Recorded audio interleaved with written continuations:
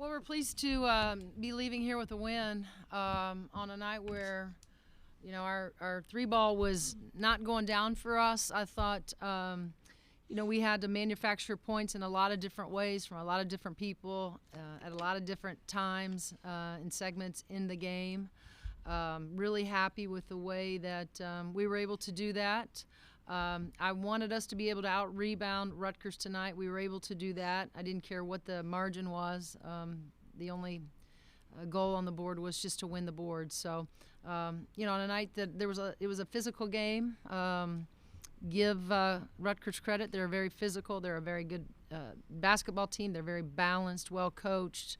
But you know, I thought our kids, they just made enough plays, and then at the end, I thought they did a great job of really tightening up the screws defensively, and you know, didn't give them anything easy as we got to the finish line. So really happy. Winning is hard. Winning is really hard in this league, and anytime that you can go on the road and win a Big Ten game, you know, it's a good feeling. So I'm proud of our guys.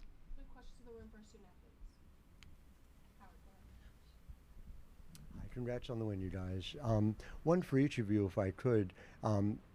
Sydney, in terms of your impact defensively, just, you know, take me through kind of how you feel like here in the second year in the system, you're finding another level in terms of finding the ways to be impactful, especially using your length in the interior.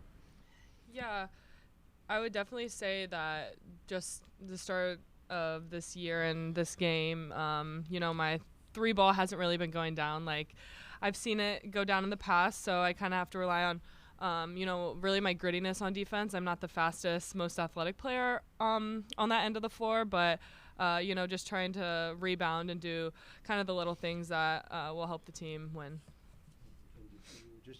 You know, your decision-making process is so fast now. I'm just wondering, is there ever any moment where there's an extra pause, an extra thought, or just being in this system now 5 years, it gives you the opportunity to kind of know exactly where you want to go with every play in every scenario? Yeah, you know, to be honest with you, I don't think my decision-making has been great in the beginning of the season. I think I was either sped up or I take too long to make a decision, so that's something we've been working on in practice, and you know, the only way I can get better at it is through those type of reps. So just continuing to work on it every day and know that, you know, the more games we get under our belt, the more comfortable I'll start to become again. Questions in regards to athletes? So I wanted to ask you, you know, like you said, the three ball hasn't been fine to start the year. Didn't as much in this game, but this game you end up 5 for 7 from, you know, within the arc. Just what goes into, you know, obviously the offensive system you play in, it's just it's a lot of cutting. What goes into you for, you know, timing those up, finding your spaces, and, you know, knowing the different tendencies of players and your teammates when they have the ball in their hands, you know, where you want to cut depending on who might be passing to you? I think really it's credit to our team and the shooters that we have on our team and the different threats that we have. I think that's what's getting those cuts open because, you know, if I'm faking a flare for Sarah Scalia, nobody's wanting Sarah to come off a flare to shoot a three because that's 3 points on the board. So it's really more credit to the passer and the screener because they're the ones that a lot of the other team are trying to stop or get over screens with, and it's more them than it's me. So their talents are, you know, opening me up a little bit.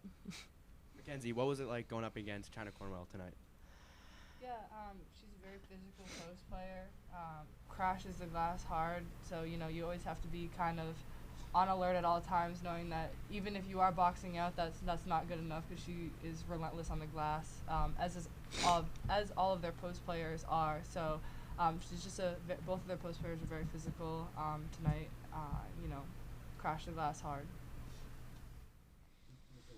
In terms of your next level potential in the W, just I'm wondering how much you've thought about, you know, where your game is and where you want it to get to between now and, let's say, next April. I'm not thinking about my pro career at this point in time. I'm focused on, you know, finishing with a great season at IU. I came back to this university because I love this university, and I love my teammates, love my coaches, so that's not even something that's crossing my mind at this point in time. She needs to be thinking about how she could have got 2 more rebounds. Sid was able to do it. Come on, man. If Sid, you have questions I for mean Sid that after in a- on in a Zoom, nice please raise way. your hand. excuse me. Assist. Or not. Oh yeah. Sorry to ask this like in the middle of the season, but you know this is the only time that you're here in this market. Just to follow up on his question, have you given any thought yet to what you're doing after this year? Yeah. Yeah, I'm gonna play my 5th year, if it's okay with Coach Morin. So, yeah. Good question. Nobody's asked me that, so, yeah. We'll go to questions on Zoom. Talia, go ahead. This is for either of you. You mentioned it a little bit, but Rutgers has averaged more than 14 offensive rebounds per game this year. It's like top 50 in the country. You guys were able to hold them to single digits there. How important was that, and how much of an emphasis was it before the game in prep? It was a huge emphasis. We worked a lot on it in practice. Just knowing that a lot of their points come from second chance opportunities, so we knew that if we could limit those, then we would be in a good spot. All right, ladies, you guys are dismissed. Questions for Coach on Zoom, please raise your hand. Any in the room? Howard? Good job. Think about those 2 rebounds, right, Matt? Oh, I'm not going to see. Haha. Coach, first of all, congratulations on Big Ten win number 100. Oh, thank you. A couple things, just in terms of what you saw out of this offense at this point on a night where they obviously made, essentially knocking Skelly off the line, a critical part of it. Right. Did you feel like this was what you were looking for in terms of getting what you needed when you needed it from your offense? Yeah, I mean, I certainly would want to see, even, Yard and Sid. I feel pain for them when they can't hit shots because I know the work that they put in. And so you just want to see, like for Sarah, you want to see that one of those go down. For Sid, you want to see, especially late in the game. And we did, Sid ended up knocking one down. But when you have nights like this where, it just seems like, man, it just it's not going down as easy as we would like. You do have to figure out how we can score, the ball differently and not just rely on that. But one of the things about our offense is we've never been a team, and the system's never been about just relying on threes. Before Sid came here, before Sarah came here, the knock on Indiana was that we didn't have any shooters. Now we have shooters, and so we've had to for some time now figure out how we can produce points with not having knockdown shooters. And so I think we're well versed in that, and I don't think that we hit the panic button when we have nights like this. Now I don't want it to be consistently where we have nights like this, but I think that again shows a lot about our experience, our veterans. I wanted to get to the free throw line more. We did that tonight, but we didn't capitalize. Yarden missing free throws just doesn't happen very often. Chloe missing her first 2 doesn't happen, and so again, credit to Rutgers and being on the road and staying and keeping it close and making runs at us and so forth. So I'm proud of our group because winning on the road is hard. And particularly on nights where, something that we've had a lot of success at being able to do early on. We outside of Stanford, we still were able to figure out how to make enough plays to win the game.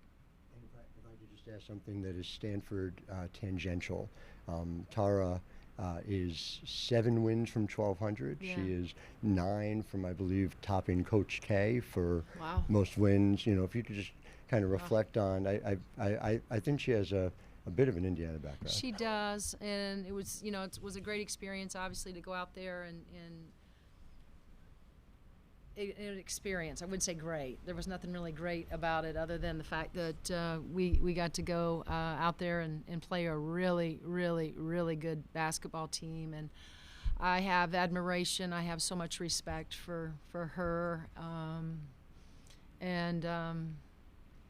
How long she's done it, how she's been able to do it. What I appreciate the most is in a world where, athletic world where there's so much that's changing, it's sometimes hard for veteran coaches to want to change with the times, and she's the first that would tell you that this is what it is and we got to change with it. And always has encouragement. Loved her time in Bloomington, and like I said, just nothing but respect and admiration for what she's been able to build at Stanford. Yeah. Coach, seemed like Indiana was getting a lot of open space and open looks in the paint tonight. How do you think that helped your team in the win tonight? Well, again, when your three ball's not falling, you gotta figure out how to use some of your actions that are that you rep every single day, and make sure that your kids continue to cut hard. And Sid's right. The passer has to be on target, on time, in making some of those plays. And so, it's things that we do every day in our preparation that allows us to get some of the looks that we were able to get tonight, because we've done it, so many times. And so, yeah, like I said, the only thing I wish we could have done might have made us feel a little bit better and maybe got the lead a little bit more spread out, is if we could hit our free throws. I know you mentioned with Yarden, missed some shots today that she usually hits, but certainly had it well within of the arc. There was, I forgot the exact time on the clock, but the stuck that one. Yeah. It's the one that brought it back from 6 to 8, Yeah. effectively the dagger, I guess. Yeah. Just what's gone into increasing, her on-ball usage, her pull-up shooting, her pick-and-roll handling this year? Again, Yarden's a pro. She's been playing pro since she's an unpaid pro in Israel, and so she's played high level. She's played with pros that are getting paid, she is not afraid of the moment and the big moment, and she's just continued to, I think, get more comfortable, get more confident, not afraid to take the big shot, and she's just going to continue with her, strength is going to continue to increase, but her ability to make decisions is pretty special. She is a terrific facilitator, but also can really score the ball, but allows the game to come to her. If you notice when you watch her, she's not, you wouldn't call her fast, but the great thing about Yarden is nobody speeds Yarden up, and that to me is special. She plays at her own pace, which I think sometimes is hard to guard, because she has so much patience. And then with her frame, she can shoot a turnaround, she can shoot over people, usually over defenders, and so but this is almost the second game now where she's missed a wide open layup, so going full speed, so she still has work to do. Compared to last season, this being in her second year opening up Big Ten play, what have you seen in terms of growth and development that Coquise Washington has been able to do in a short amount of time? You're talking about Rutgers? Yeah. Oh, okay. First of all, I'm a fan of Coquise, always have been. And, anytime you take over a program, and she's taken over for a legend, what a tall task you have. And I loved Coach Vivian. Coquise is a proven winner, right? As a player, she was a proven winner. A collegiate player, pro, Penn State, she is a proven winner. So it takes time. And she's going to eventually, it takes a couple recruiting cycles, to get your pieces. And eventually, there's no question that they're going to continue to get better. And this whole league is going to continue to get better with the ones that we've invited in. But the teams in the Big right now, before the Pac joins us, all those teams that are kind of in the middle, look for them all to be a little bit better this year. And again, I'm gonna say this: it takes time. It takes time to, and even with the portal, not all of us want all portal kids. Some of us want the blend of 4-year kids and transfer portal kids. And I don't know what her philosophy is. It's not but it takes time. And she is a not just an outstanding coach. She is a great person, a great human being, and is about all the right things in this sport. And and like I said, I consider her a colleague and certainly a friend also. We'll go to questions on Zoom. We'll go Chloe first and then Talia. Yeah, my first one, you played just 3 players off the bench today only, and had no bench points. Is kind of the 8-player rotation something you're looking at going forward? I don't know. I think it just depends on the feel and, of who we feel like can help us. And like I said, we're not set on any terms of these are our definite 7 or 6 or 8. We're not going to do that because those young kids are going to continue to grow in our program. They're going to continue to get better. Hopefully their minutes will continue to increase as the season goes because it is a long season. And so, tonight it was just one of those nights where, we had to keep the vets on the floor because our outside shots weren't going down as easy as we would have liked. And you can't rely on inexperience when you're in a tight game like this. You rely on experience, and that's what we did tonight. So, I wouldn't say that we're set on any rotation. Talia, and then last question to Ari. Hey, Coach. After your 400th career win, you said you were going to have the team shoot 400 free throws the next day. After 100 Big Ten wins, are you going to have them shoot 100 tomorrow? It'll be 50 free throws and 50 layups. We missed too many layups, but and way too many. It might be, yeah. So I'll have to decide. Maybe it'll be 75. I don't know, but I tell you, and here's the thing. I went back and I compared our last 8 games to where we are now.